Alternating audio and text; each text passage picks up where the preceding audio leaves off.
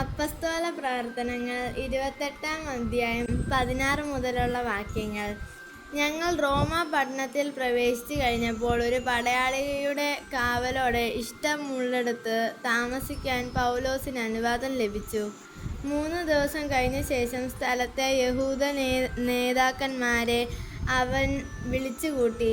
അവർ സമ്മേളിച്ചപ്പോൾ അവൻ അവരോട് പറഞ്ഞു, സഹോദരരെ, ജനത്തിനോ നമ്മുടെ പിതാക്കന്മാരുടെ ആചാരങ്ങൾക്കോ എതിരായി ഞാനൊന്നും പ്രവർത്തിച്ചിട്ടില്ല. എങ്കിലും ഞാൻ ജെറുസലേമിൽ വെച്ച് തടവുകാരനായി റോമാക്കാരുടെ കൈകളിൽ ഏൽപ്പിക്കപ്പെട്ടു.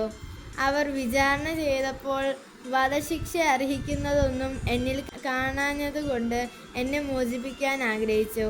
എന്നാൽ യഹൂദർ എതിർത്തു. തന്മൂലം എൻ്റെ ജനങ്ങൾക്കെതിരായി എനിക്ക് ഒരാരോപണവുമില്ലെങ്കിലും സീസറിൻ്റെ മുമ്പാകെ ഉപരിവിചാരണയ്ക്ക് അപേക്ഷിക്കാൻ ഞാൻ നിർബന്ധിതനായി.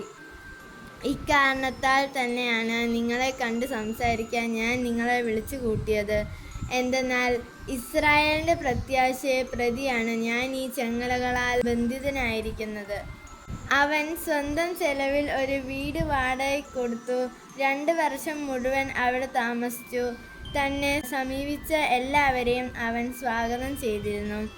അവൻ ദൈവരാജ്യം പ്രസംഗിക്കുകയും കർത്താവ് യേശുക്രിസ്തുവിനെക്കുറിച്ച് നിർബാധം ധൈര്യപൂർവ്വം പഠിപ്പിക്കുകയും ചെയ്തു. നമ്മുടെ കർത്താവായ മിശിഹായ്ക്ക് സ്തുതി. വിശുദ്ധ യോഹന്നാൻ അറിയിച്ച സുവിശേഷം 21-ാം അധ്യായം 20 മുതൽ 25 വരെയുള്ള വാക്യങ്ങൾ.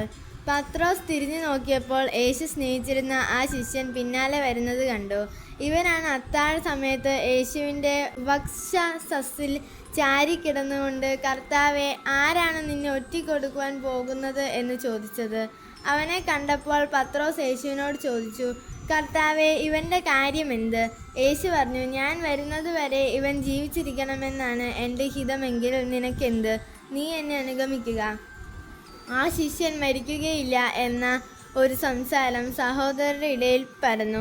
എന്നാൽ അവൻ മരിക്കുകയില്ല എന്നല്ല യേശു പറഞ്ഞത്. പ്രത്യുത, ഞാൻ വരുന്നത് വരെ അവൻ ജീവിച്ചിരിക്കണമെന്നാണ് എൻ്റെ ഹിതമെങ്കിൽ നിനക്കെന്ത് എന്നാണ്. ഈ ശിഷ്യൻ തന്നെയാണ് ഈ കാര്യങ്ങൾക്ക് സാക്ഷ്യം നൽകുന്നതും ഇവ എഴുതിയതും. അവൻ്റെ സാക്ഷ്യം സത്യമാണെന്ന് ഞങ്ങൾക്കറിയാം. യേശു ചെയ്ത മറ്റ് പല കാര്യങ്ങളുമുണ്ട്. അതെല്ലാം എഴുതിയിരുന്നെങ്കിൽ ആ ഗ്രന്ഥങ്ങൾ ഉൾക്കൊള്ളാൻ ലോകത്തിന് തന്നെ സാധിക്കാതെ വരുമെന്നാണ് എനിക്ക് തോന്നുന്നത്. നമ്മുടെ കർത്താവായ മിശിഹായ്ക്ക് സ്തുതി.